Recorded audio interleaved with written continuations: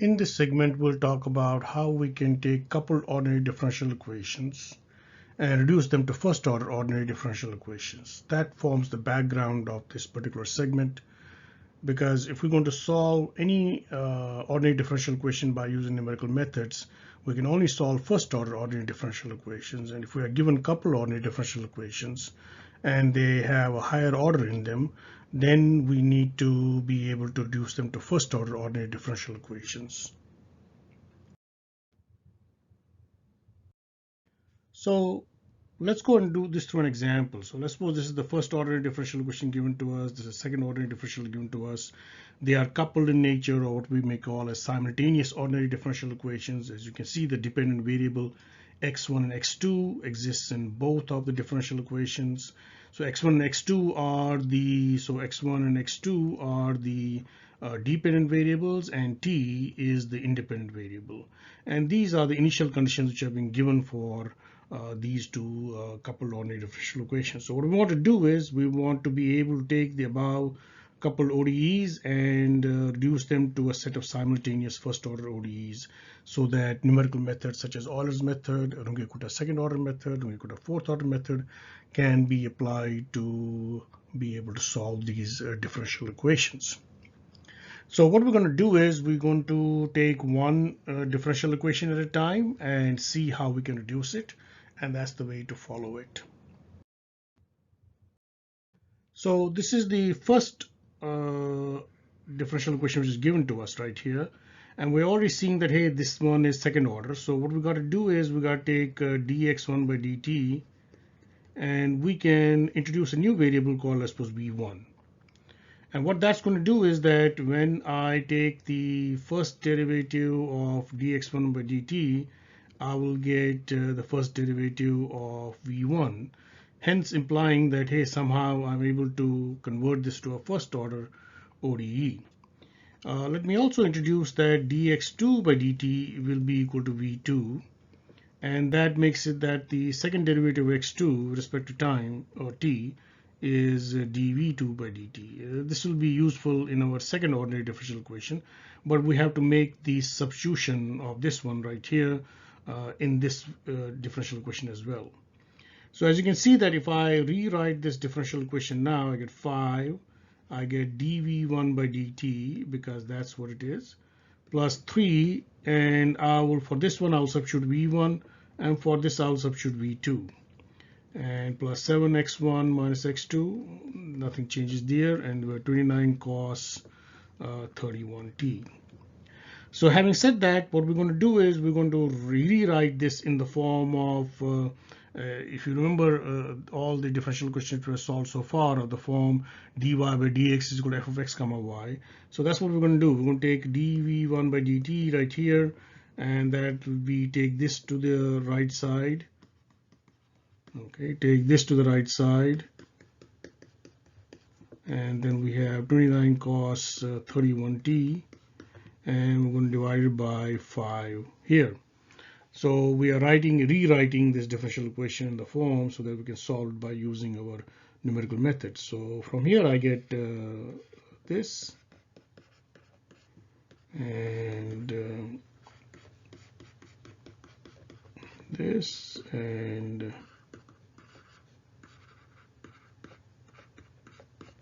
so that reduces our second order ordinary differential equation to the first one.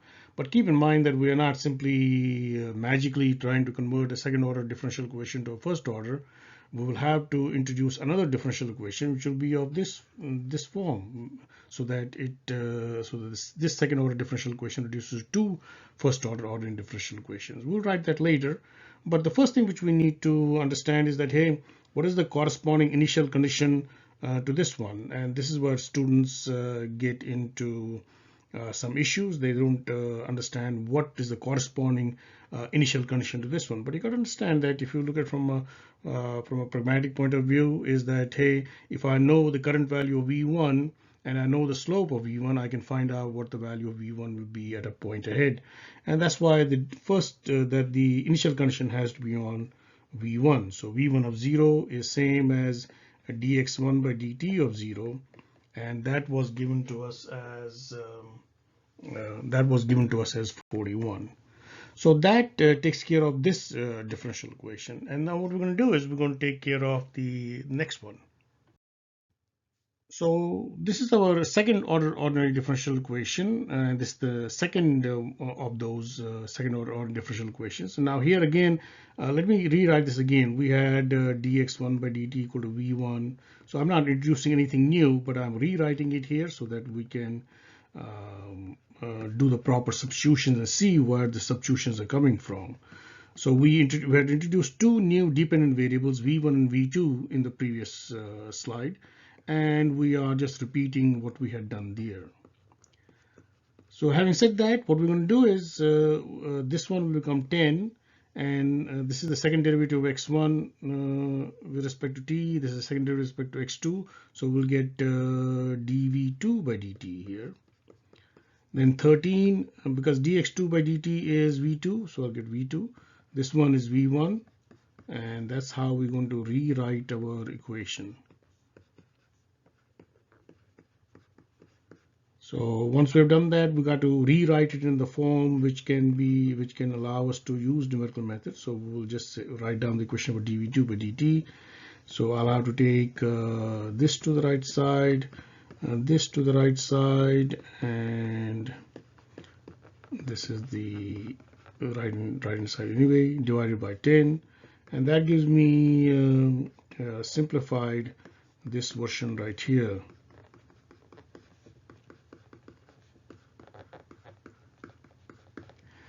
So this gives us now you can see that, hey, this differential equation to a second order in nature has been reduced to a first order ordinary differential equation. But at the same time, you got to understand that we have to couple it with another differential equation, which will be this one, that dx2 by dt is equal to v2. People might think that, hey, this is introduced variable, but this itself is an ordinary differential equation. And that's what's going to help us to reduce the second order ordinary differential equation to a set of first order ordinary differential equations. We'll see that in the next slide, but this is what you have to think about it here. Now the initial condition will be on v2 here. So what is v2 of 0? v2 of 0 is whatever dx2 by dt of 0 is, and we have been given that number to be 47. So what we got to think about is that we have this differential equation right here, and corresponding to the initial condition here, we have this differential equation right here. The corresponding initial condition will be on x2, of course, for that one. So that gives us 2. In the previous slide also we had 2. So we have reduced our two second order differential equations to 4 first order ordinary differential equations. So let's go and see that how that works out. So if we look at the first order ordinary differential equations which we derived, so this was the first one which we derived right here, and now this is a function of the 4 dependent variables. X1 and x2 are the original dependent variables, v1 and v2 are the ones which we introduced, and t, which is the independent variable right here. And the corresponding initial condition, of course, will be on the dependent variable of that first order ODE, which is v1 in this case. Same thing, this was the second ODE which we converted into first order ordinary differential equation. So it's to be written in that particular form so that we can write it as a function of the dependent variables again and the independent variable t. Corresponding initial condition will be on the dependent variable v2, which is given as 47. Now we have reduced our second order ordinary differential equation to first order, but we have to have 4 first order ordinary differential equations. So this one, although this looks like, hey, this is the variable which we introduced in order to set up the first order ordinary differential equation, this itself is a differential equation because it is a function of the 4 dependent variables and 1 independent variable right there, and the corresponding initial condition will be on x1, so that will be 37. Same thing right here.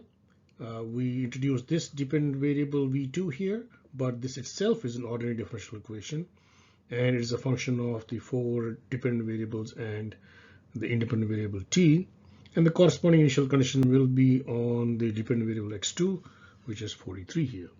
So you basically have 1, 2, 3, and 4 first order ordinary differential equations which you will need to solve simultaneously by any numerical method of of your choice or whatever is being asked of you to do.